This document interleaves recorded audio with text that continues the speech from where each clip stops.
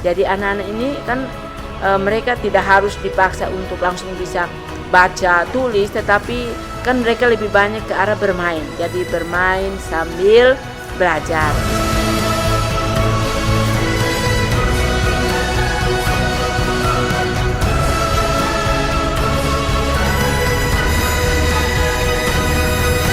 Selamat pagi Bunda. Pagi. Luar biasa.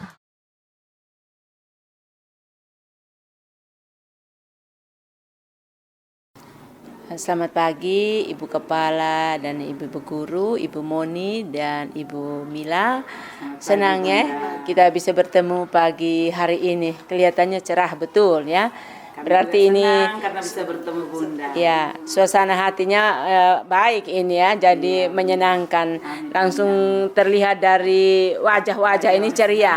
Ya, Pak, saya memperkenalkan diri dulu. Jadi saya Bunda PAUD, Kabupaten Timur Tengah Utara.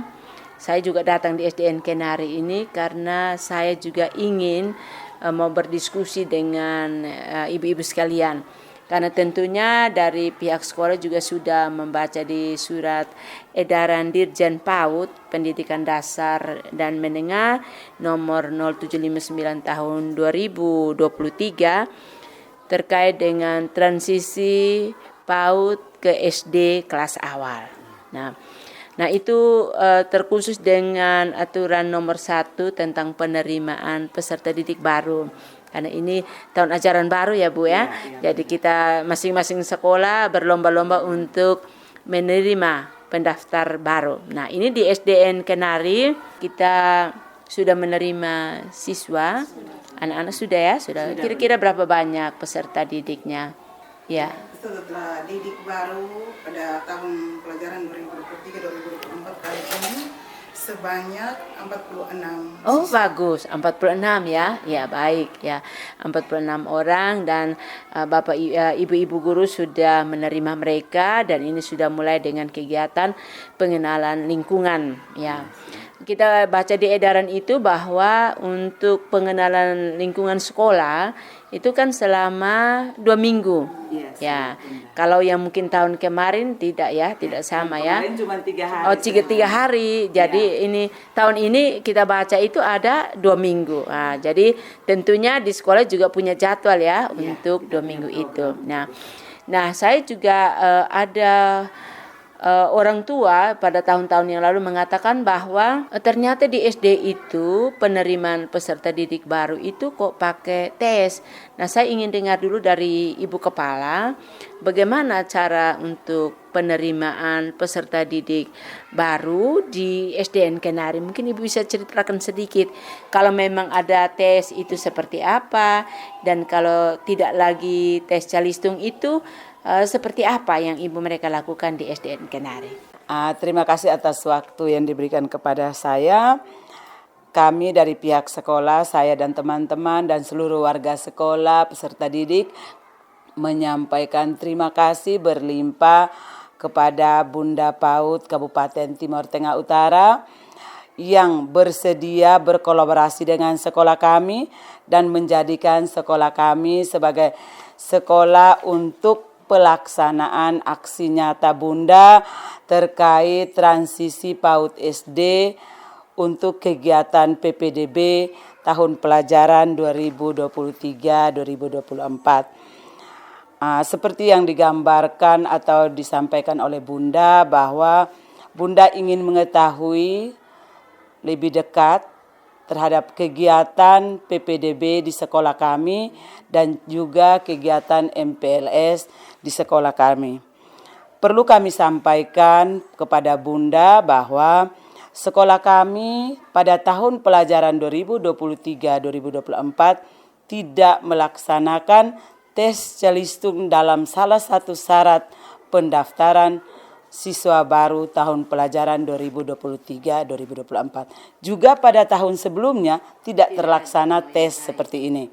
Jadi sekolah kami pada tahun ini tidak melaksanakan tes itu, tes calistung itu. Kami menggunakan cara lain dalam pendaftaran siswa baru, yaitu kami membuat persyaratan pendaftaran antara lain Persyaratannya itu para pendaftar membawa akte kelahiran, membawa surat kartu keluarga, membawa surat kesehatan, yaitu berupa kartu golongan darah, pas foto.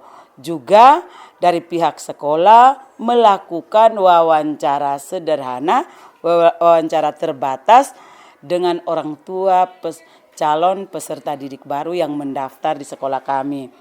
Dan puji Tuhan, dari semua peserta yang kami terima di saat PPDB, semuanya kami berhasil melakukan wawancara dan mereka menyambut baik kegiatan ini, karena menurut kami kegiatan wawancara adalah kegiatan yang perlu kami lakukan agar kami bisa mengetahui secara baik dan secara detail tentang kemampuan dan kematangan emosional anak.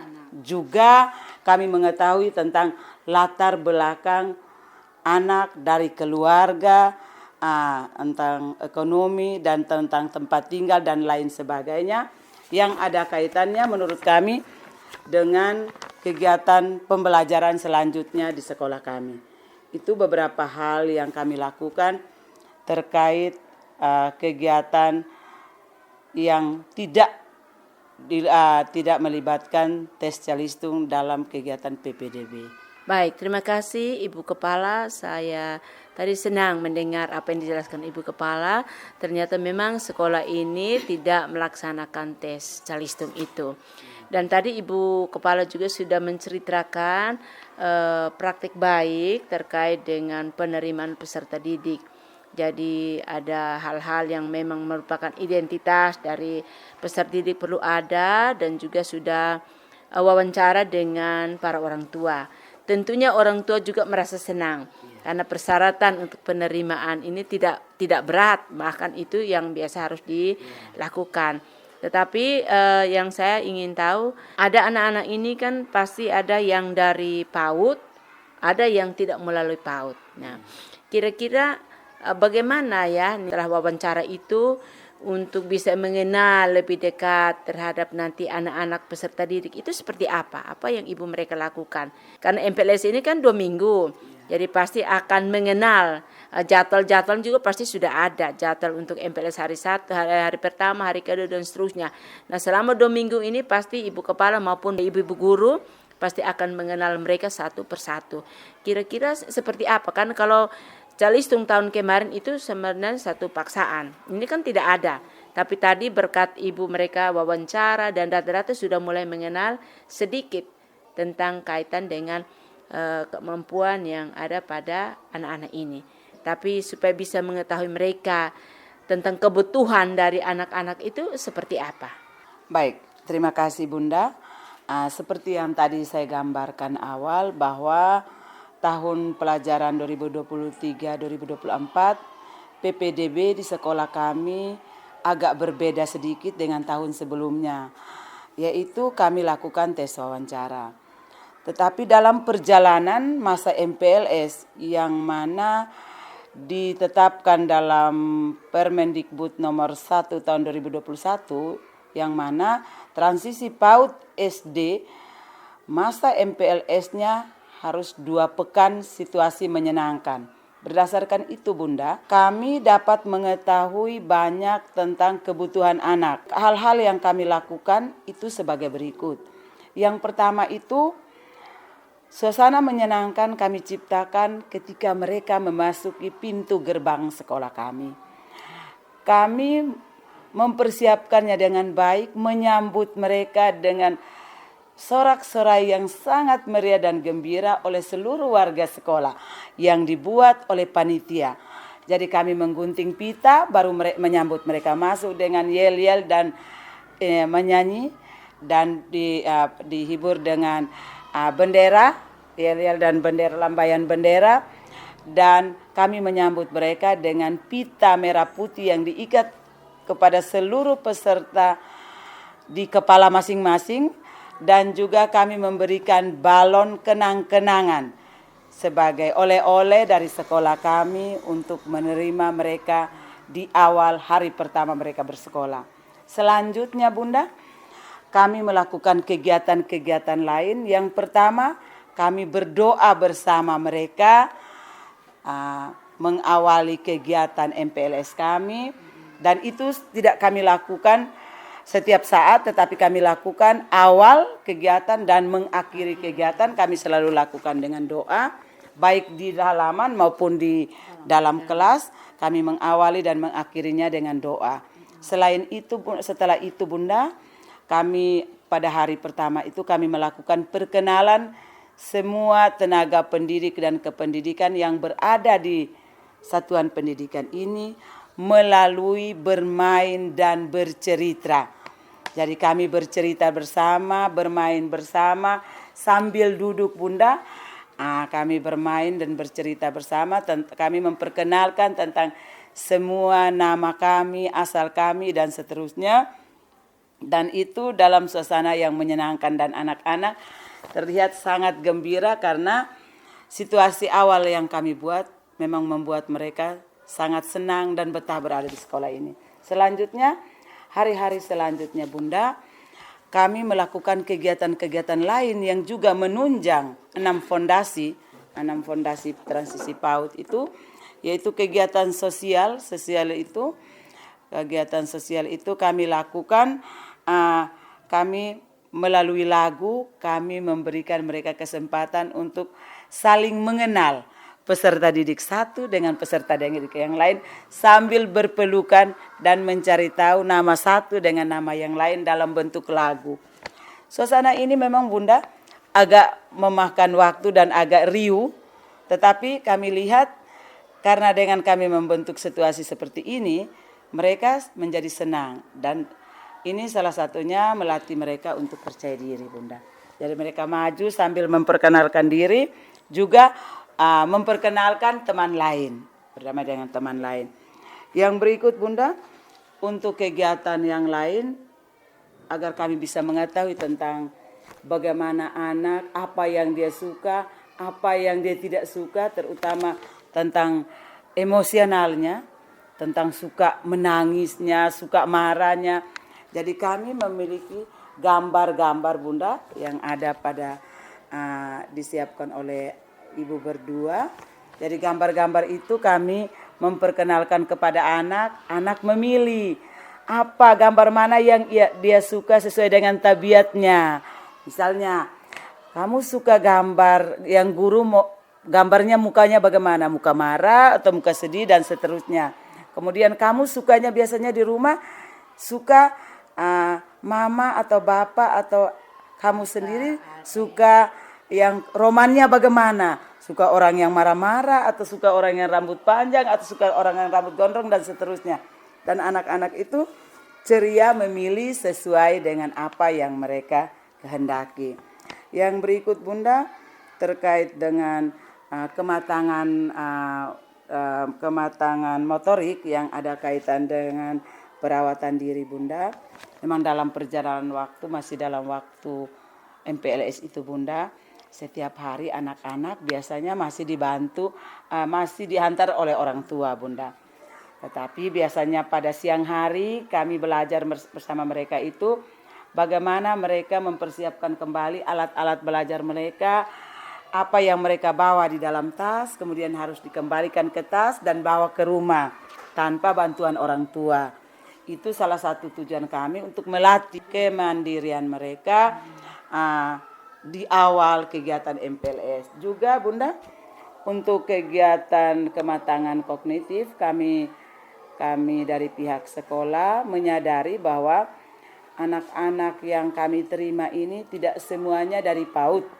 Bunda, ada yang datangnya dari rumah tangga. Oleh karena itu di awal masih dalam kegiatan MPLS itu Bunda, kebanyakan untuk kegiatan yang berkaitan dengan kognitif, kami masih pada taraf bermain dan bercerita yang mana ada kaitannya dengan numerasi dan literasi, tetapi dalam bentuk lagu dan bermain saja, belum sampai dengan tulis dan membaca yang benar. Karena kami percaya dengan berjalannya waktu, anak-anak ini akan kami memperkenalkan dengan pembelajaran yang sebenarnya yang ada kaitannya dengan materi esensial yang sesuai dengan kurikulum Bunda. Tapi itu pada tahap selanjutnya. Kalau tahap MPLS untuk tahap sampai dengan sekarang Bunda belum ada. Untuk yang ada kaitannya yang kognitif, yang ada kaitannya dengan mereka langsung tulis atau baca langsung Bunda. Jadi baik Ibu Kepala, menyenangkan sekali apa yang Ibu ceritakan. Ternyata di masa pengenalan lingkungan yang 2 minggu itu, Ibu bersama guru-gurunya sudah melaksanakan kegiatan dengan baik dan secara tidak sadar bahwa 6 fondasi dasar yang harus ditanamkan kepada anak-anak kita itu sudah baik dilaksanakan. Dan saya harapkan agar seterusnya setelah masa pengenalan lingkungan selesai dan mulai dengan proses pembelajaran ini diperhatikan. Jadi anak-anak ini kan mereka tidak harus dipaksa untuk langsung bisa baca, tulis, tetapi kan mereka lebih banyak ke arah bermain. Jadi bermain sambil belajar. Misalnya mereka di anak-anak kelas awal ini kan maunya proses pembelajaran itu kita tidak bisa mengarahkan mereka untuk menghayal, tetapi harus ada benda konkretnya. Misalnya omong tentang tumbuhan kah, berarti ibu dong harus pegang bawa pot bunga yang mentah supaya bisa ambil, tunjukkan mana daunnya, mana batang akarnya sehingga betul-betul anak mengetahui. Atau waktu saya datang kemarin yang kita kegiatan MPLS, saya tanya apa cita-cita mereka. Ada yang mau jadi polisi, mau jadi suster, mau jadi dokter, tentara. Nah itu kita perlu siapkan gambar-gambar itu. Oh kalau mau jadi polisi apa saja yang harus disiapkan. Dan ini baik, terima kasih Ibu Kepala sudah bersama dengan ibu guru yang ada untuk melaksanakan kegiatan MPLS-nya, penerimaan peserta didik dan lanjutan dengan pengenalan lingkungan sudah baik, dan saya harapkan untuk tetap dipertahankan bahkan ditingkatkan karena kita sekarang sudah masuki pada kurikulum merdeka ya. Sekolah ini menjadi apa kurikulum? Kita memilih kurikulum merdeka dengan jalur mandiri. Oh, jalur mandiri. Jalur mandiri kami memilih pilihan dua merdeka berulang. Ya, berarti jalur mandiri, maka ibu-ibu ini harus mandiri belajar. Karena dari pihak pemerintah juga sudah ada PMM, kasih kita PMM, maka silakan dilihat di situ ada banyak macam permainan, edukasi-edukasi yang diberikan agar kita bisa mempraktekkan kepada anak-anak kita. Karena yang kelas 1, 2 ini masih masuk kelas awal. Ini siswa baru, gurunya juga baru, semuanya serba baru. Jadi bagaimana kita sebelum melaksanakan kegiatan, kita berusaha untuk anak-anak ini merasa nyaman dulu. Sebelum mulai aktivitas, kita tanya-tanya dulu. Jadi ice breaking itu harus disiapkan. Jadi Bapak Ibu Guru juga harus siapkan dengan baik. Jadi terima kasih Ibu Kepala. Mungkin selanjutnya saya juga ingin berdiskusi juga dengan 2 Ibu Guru kelas 1 ini. Baik, Ibu Moni dan Ibu Mila. Tadi dari diskusi dengan Ibu Kepala sudah menceritakan terkait dengan penerimaan peserta didik baru, kemudian kegiatan-kegiatan yang dilakukan selama masa pengenalan lingkungan sekolah. Nah, karena Ibu ini adalah guru kelas 1, saya juga ingin dengar dari Ibu Moni dulu ya. Dari Ibu Moni kira-kira penerimaan peserta didik baru tadi sudah dijelaskan bahwa tidak ada calistung. Nah, kalau begitu untuk kegiatan apa saja yang ibu mereka lakukan selama pengenalan lingkungan sekolah penerimaan peserta didik baru selama 2 minggu ini, artinya sudah cukup kenal anak-anak ini. Kira-kira seperti apa yang ibu mereka lakukan? Kemudian untuk bisa mengenal lebih dekat anak-anak yang tadi ada 46 orang itu seperti apa? Mungkin Ibu Moni bisa menggambarkan sedikit kepada saya. Baik, terima kasih Bunda. Saya Monika Marcelina Kause. Saya adalah guru kelas 1A. Saya ingin menggambarkan bahwa di tahun pelajaran 2023-2024 kali ini sekolah kami tidak menerapkan tes calistung, tetapi hal itu dikarenakan kalau jika kami menerapkan tes calistung kepada peserta didik baru akan berdampak bagi peserta didik tersebut, di mana anak akan merasa minder untuk datang ke sekolah. Anak juga akan merasa takut datang ke sekolah, kadang juga batin anak terganggu atau merasa tidak percaya diri bahwa mungkin dia melihat bahwa sebagian temannya itu sudah mampu membaca dan menulis, sedangkan dirinya belum bisa atau belum mampu melakukan hal tersebut. Dan kadang juga cenderung anak-anak itu sering ngambek dan rewel untuk datang ke sekolah apabila diantar oleh orang tua, karena mungkin menganggap bahwa sekolah merupakan sesuatu yang tidak menyenangkan bagi peserta didik tersebut. Dan untuk mengetahui bagaimana kami dapat mengenal kebutuhan peserta didik baru tersebut, kami dapat mengenal kebutuhan atau mengenal sebagian kebutuhan peserta didik melalui pendataan atau format pengisian data diri siswa, melalui kartu keluarga atau dokumen akte keluarga. Misalnya kami dapat mengetahui nama peserta didik, nama orang tua, jenis pekerjaan orang tua, tingkat pendidikan, alamat atau tempat tinggal dari peserta didik tersebut. Di dalam masa pengenalan lingkungan sekolah, kami wali kelas berkolaborasi dengan panitia melakukan asesmen diagnostik non-kognitif melalui wawancara dan bertanya jawab dengan peserta didik dalam bentuk lagu, dalam bentuk gambar maupun beberapa jenis permainan yang merangsang peserta didik sehingga anak-anak tidak terkesan bosan atau tidak terkesan jenuh, sehingga mereka pun senang untuk datang ke sekolah.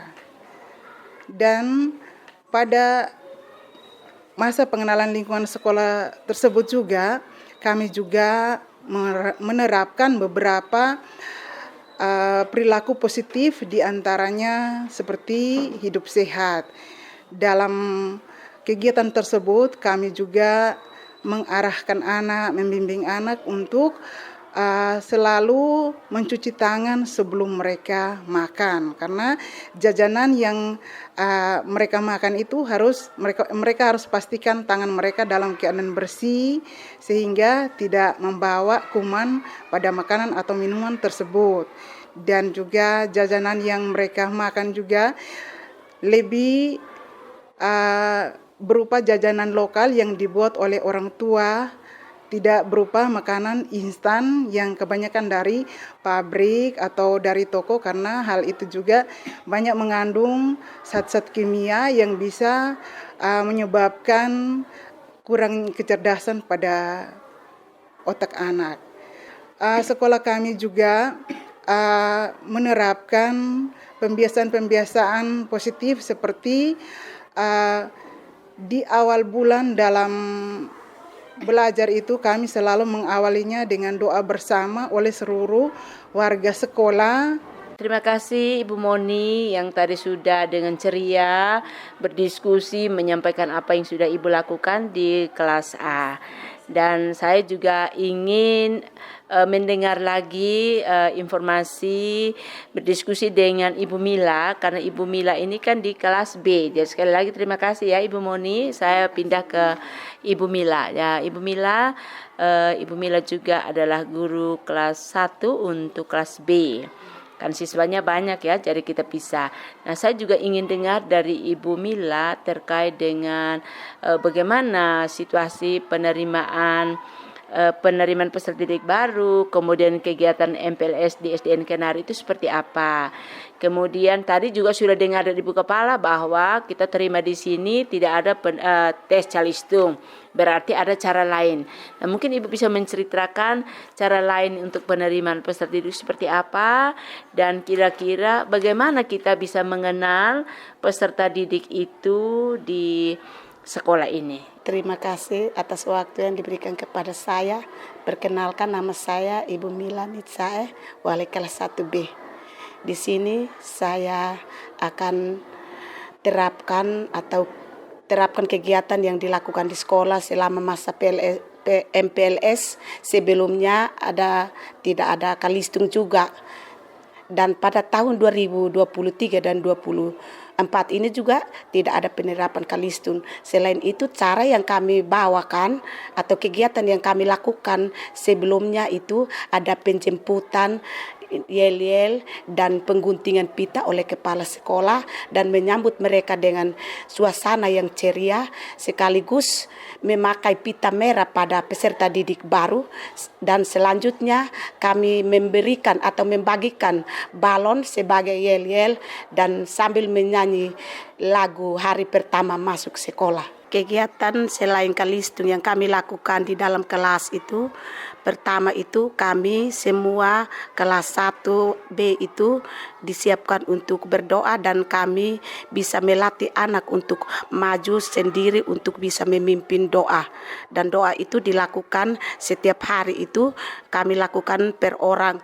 Dan yang kedua itu kami sebagai guru wali kelas 1 itu dengan melakukan nyanyi bersama dengan membagi berbagai macam media seperti mereka menceritakan keadaan mereka punya cita-cita seperti apa, kami sudah menanyakan dan kami membagi mereka sesuai dengan cita-cita yang mereka inginkan.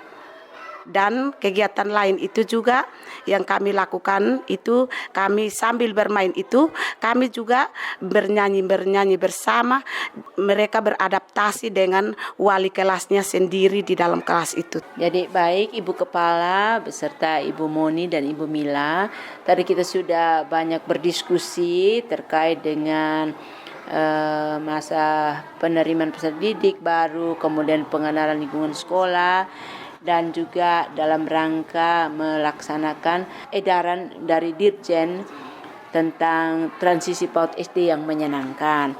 Kita sudah banyak berbicara dan banyak yang sudah sekolah lakukan hal-hal positif, baik itu tahun lalu maupun tahun-tahun ini. Nah, dengan adanya diskusi ini dan surat edaran tersebut, tentu ibu-ibu juga mau supaya adalah perubahan. Nah, kira-kira dari hasil diskusi kita ini, bagian mana yang menurut ibu-ibu itu, oh ini terkesan dan saya harus lakukan untuk sekolah saya di tahun ajaran baru ini, agar anak-anak itu menjadi nyaman. Mereka merasa bahwa saya nyaman kalau datang sekolah. Dan dia di rumah dia merasa, aduh lebih saya ke sekolah, di sana ada ibu-ibu guru yang bisa membuat saya untuk lebih aktif bermain sambil belajar. Jadi tidak lagi kita ada paksaan-paksaan, tetapi mereka menyenangkan ikut pembelajaran. Nah, kira-kira langkah selanjutnya yang nanti sekolah buat di tahun ajaran baru ini apa saja? Mungkin Ibu Kepala bisa menceritakan sedikit hal mana yang mau dilanjutkan sehingga ada belah perbedaan dengan tahun kemarin. Baik, terima kasih Bunda Paut. Hal positif, hal yang mau kami rubah pada tahun ajaran ini untuk selanjutnya kami jadikan hal yang menyenangkan sepanjang keberadaan anak-anak didik berada di satuan pendidikan kami itu. Yang pertama, kami berusaha untuk merubah pola pikir kami dalam kegiatan pembelajaran. Dan itu saya sering memberikan motivasi kepada Bapak Ibu guru hebat dari kelas 1 sampai dengan kelas 6, bahwa dalam kurikulum Merdeka ini yang diharapkan adalah pembelajaran yang berpihak pada murid dan pembelajaran yang menyenangkan. Oleh karena itu diharapkan dan akan kami buat ke depan seterusnya bahwa di dalam pembelajaran teknik yang kami gunakan harus kreatif dan inovatif. Guru harus banyak menciptakan pembelajaran yang menyenangkan dengan cara menghadirkan ice breaking di setiap pergantian jam atau pergantian materi. Itu dengan tujuan agar merangsang pemahaman siswa dan siswa dapat melakukan kegiatan pembelajaran pada jam berikutnya dalam situasi menyenangkan. Juga di awal pembelajaran selalu saya sampaikan kepada teman-teman untuk melakukan apa yang dinamakan asesmen diagnostik non-kognitif, yaitu selalu melakukan kegiatan awal dengan sesuatu yang menyenangkan. Tanya tentang situasi anak di rumah, situasi anak sebelum datang ke sekolah, situasi anak dalam perjalanan. Dengan demikian, guru melakukan awal kegiatan pembelajaran dengan sudah mengetahui latar belakang peserta didik pada hari itu. Jadi setiap hari guru selalu melakukan pembelajaran awal dengan melakukan asesmen diagnostik. Yang berikut Bunda, ada hal-hal positif lain yang akan kami buat ke depannya, yaitu Bunda, sekolah kami juga termasuk sekolah piloting untuk kampanye sekolah sehat. Ada beberapa program yang akan kami lakukan mulai awal tahun pelajaran ini, yaitu yang berkaitan dengan sehat fisik, sehat bergizi, dan sehat imunisasi. Untuk sehat bergizi Bunda, kami ada beberapa program yang kami buat. Yang pertama, program yang namanya program GERMAP, Gerakan Minum Air Putih. Itu kami bekerja sama dengan mitra kami, yaitu orang tua dan komite, untuk melakukan pendampingan kepada peserta didik agar setiap hari wajib membawa air putih dari rumah dengan menggunakan botol air masing-masing. Juga tambahan air putih di sekolah kami untuk semua kelas, ada 12 rombel Bunda. Kami memiliki dispenser dan galon air, sehingga kebutuhan air putih untuk peserta didik dan seluruh warga sekolah terjangkau selain membawanya dari rumah. Karena menurut kami dengan banyak minum air putih, salah satu hal positif yang didapat adalah meningkatkan pemahaman siswa dan siswa tidak malas selama pembelajaran. Yang berikut budaya positif lain yang berkaitan dengan tentang gizi, kami lakukan kegiatan programnya Makbar, makan bareng, yang kami lakukan setiap hari Sabtu.